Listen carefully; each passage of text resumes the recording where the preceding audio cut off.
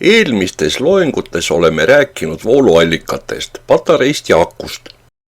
Selles loengus räägime elektroonika komponendist, mis on akule väga sarnane. See on kondensaator. Selle loengu teemad on kondensaatori üldine idee ja tööpõhimõte, kondensaatori erinevus akust ning elektrimahtuvus ja mahtuvuse ühik, mis on farad. Kondensaator on elektroonika komponent, mille põhiline eesmärk on ajutiselt säilitada elektrilaengut. Selle poolest on kondensaator väga sarnane akuga. Kondensaatori sümbol elektriskeemis on 2 paralleelset kriipsu. Polariseeritud kondensaatorile lisatakse plussmärk, muud kondensaatorist tõmmatakse läbi nooleke.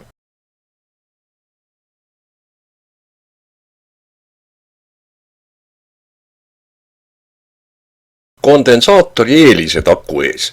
Siin laadime kondensaatorit pingeni 2,5 volti ja lühistame metallist pintsettidega. Kondensaator laadub täis ja tühjaks hetkeliselt. Aku laadimine, nagu teada, võtab aega. Ja teiseks, kondensaatorit võib lühistada.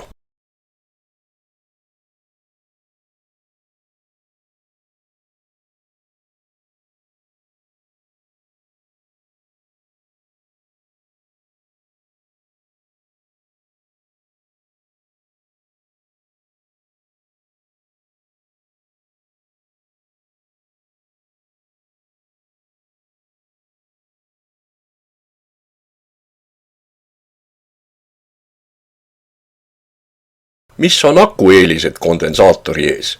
Akusse mahub palju rohkem energiat. Järgnevalt arvutame energia, mis mahub neisse 2 järjestikku ühendatud akusse ja sellesse elektrolüütkondensaatorisse. 2 aku pinge on kokku 2,4 volti. Akule on peale kirjutatud 2600 milliampertundi, mille teisendame ampersekunditeks. Tunnis on 60 minutit ja minutis on 60 sekundit.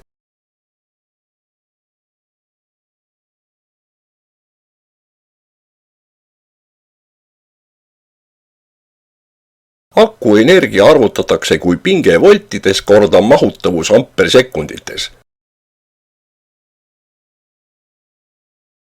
See teeb kokku umbes 22 500 džauli. Kondensaatori energia arvutatakse mahtuvus korda pinge ruut jagatud 2. 4700 mikrofaradit on küll suhteliselt suur mahtuvus, aga energia tuleb ikka väike, umbes 0,015 džauli.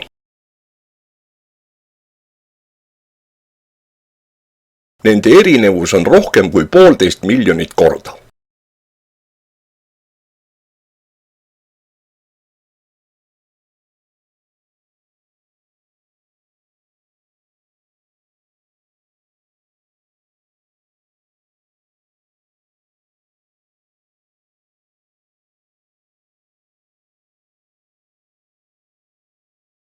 Aku 2,6 ampertunniga võib see 2 milliamprine LED põleda 1300 tundi ehk umbes 54 ööpäeva, enne kui lõplikult ära kustub. Nüüd laeme kondensaatori akust täis ja vaatame, kui kaua see LED põleb, enne kui lõplikult ära kustub.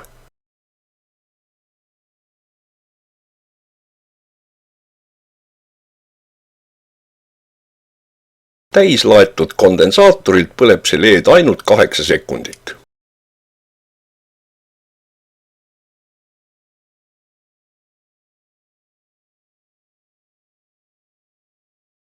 Kondensaatori võimet salvestada elektrilaengut iseloomustatakse füüsikalise suurusega, mida nimetatakse elektrimahtuvus ehk lihtsalt mahtuvus. Mahtuvuse ühik on farad. Faradit tähistatakse suure F-tähega. 1 farad on väga suur mahtuvus. Elektroonikas kasutatavad kondensaatorid on miljoneid või miljardeid kordi väiksema mahtuvusega. Tavaliselt kasutatavad mõõtühikud on pikofarad, nanofarad ja mikrofarad. Mahtuvusi aitavad teisendada niisugused tabelid.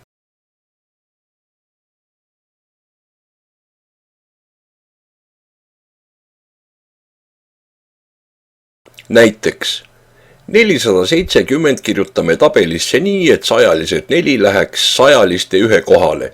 Teiselt poolt hakkame kirjutama tüvenumbreid nii, et 4 läheks samuti 1 kohale. Saame, et 470 mikrofaradit võrdub 0,00047 faradit.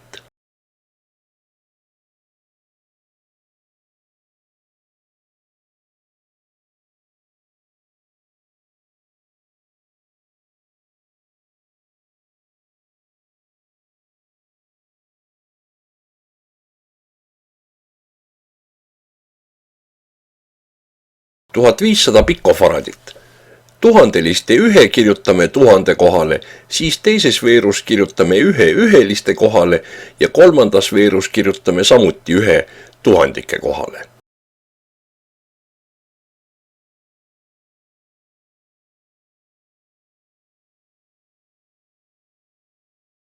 Nüüd seletame eriti lihtsustatult kondensaatori töö põhimõtet. Hall kast kujutab metallplaati ristlõikes ja roosa kast kujutab vaskjuhet samuti ristlõikes.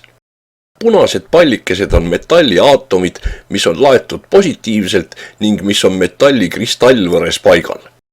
Sinised pallikesed kujutavad negatiivselt laetud elektrone, mis võivad kristallvõres vabalt liikuda. Elektrivool ongi elektronide suunatud liikumine. Laengu neutraalsuse printsiibi järgi on süsteemis positiivseid ja negatiivseid laenguid täpselt ühepalju. Seepärast ei saa metalli sisse laenguid juurde suruda. Isegi kui läheb mõni juurde, tuleb mõni teine samal ajal välja. Kondensaator koosneb 2 ligistikku paigutatud metallplaadist. Nüüd peab positiivsete ja negatiivsete laengute arv jääma võrdseks 2 plaadi kohta kokku. Kui elektriväljaga suruda 1 plaadi sisse elektrone juurde, siis tekib plaatide vahel elektriväli, mis surub teisest plaadist täpselt sama palju elektrone välja. 2 plaati kokku jääb ikka neutraalseks.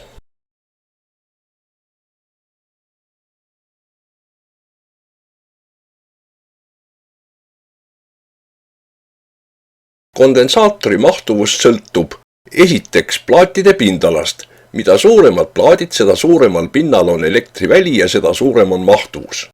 Teiseks, mida lähemal on plaadid, seda tugevam on plaatide vaheline elektriväli ja seda suurem on mahtuvus. Kolmandaks, plaatide vaheline materjal võib suurendada väljatugevust veelgi. Kui kondensaatorit vaheldumisi laadida ja tühjendada, ilma et ta täiesti täis laaduks, siis tekib mõlema plaadi ühendus juhtmes samasugune elektrivool. Niiviisi juhib kondensaator vahelduv voolu, ehkki elektronid ühelt plaadilt teisele ei saa.